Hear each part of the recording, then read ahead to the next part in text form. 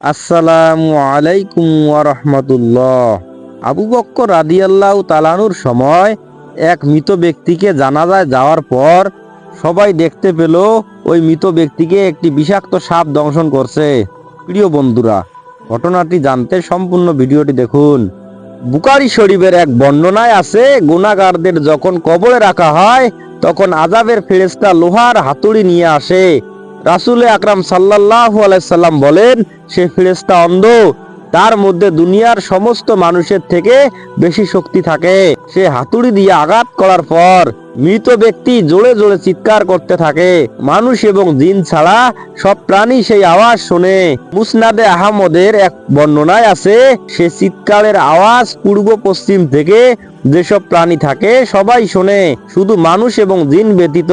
হাদিসে পাক থেকে প্রমাণিত, গুনাহগার ব্যক্তির শাস্তি অপরিহার্য, তার উপর কোনো রহমত করা হবে না, কেননা সে ফেরেশতাদেরকে আল্লাহ পাক কবরের শাস্তির জন্য নির্ধারণ করেছেন। সে অন্ধ, সে ফেরেশতা চোখে কিছু দেখে না, অর্থাৎ গুনাহগার ব্যক্তির করুণ অবস্থা তার নজরে আসবে না, আর সে কানেও শুনবে না। গুনাহগারদের আত্মচিৎকার, অনুনয় বিনয় কোনো কাজে আসবে না।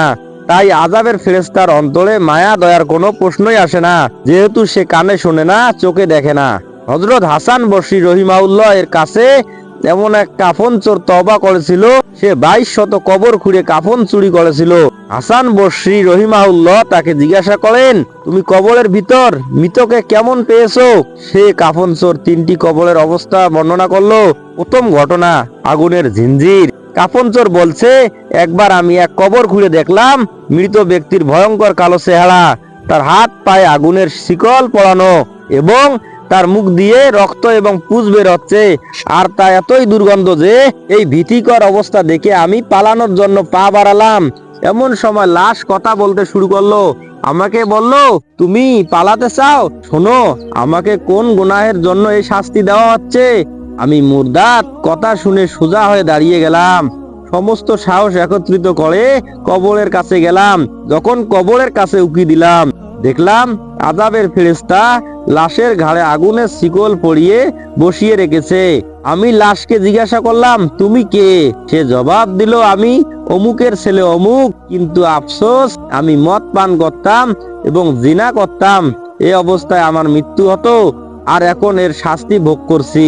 দ্বিতীয় ঘটনা, তারপর সে কাফন চোর দ্বিতীয় ঘটনা বলল, একবার আমি যখন কাফন চুরি করার জন্য একটি কবর খনন করলাম, দেখলাম ভয়ঙ্কর কুৎসিত এক লাশ। সে কথা বলতে শুরু করলো, লাশ দাঁড়িয়ে গেল, তার চতুর্দিকে আগুন দাউ দাউ করে জ্বলছিল, ফেরেশতারা তার গলায় আগুনের শিকল পরিয়ে রেখেছে।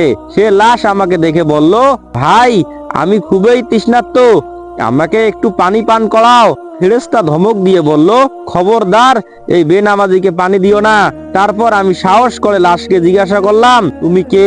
লাশ উত্তর দিল, আমি মুসলমান ছিলাম, কিন্তু আফসোস আল্লাহ পাকের অনেক নাফরমানি করেছি এবং আমার মতো আরো বহু লোক এই আযাবের সম্মুখীন। তৃতীয় ঘটনা, কাফন চোর বলল, একদিন আমি একটি কবর খনন করে কবরটিকে ভিতরে অনেক প্রশস্ত দেখলাম।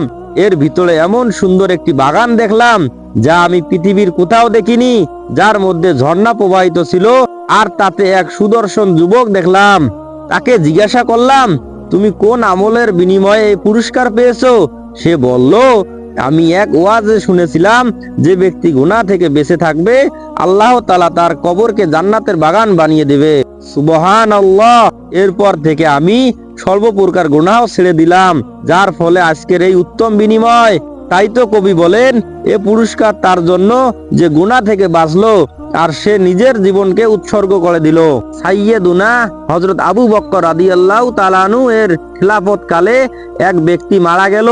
যখন তার জানাজা নামাজ পড়ার জন্য সবাই তৈরি হলো, তখন দেখলো কাফনের ভিতর কি যেন নাড়াচাড়া করছে।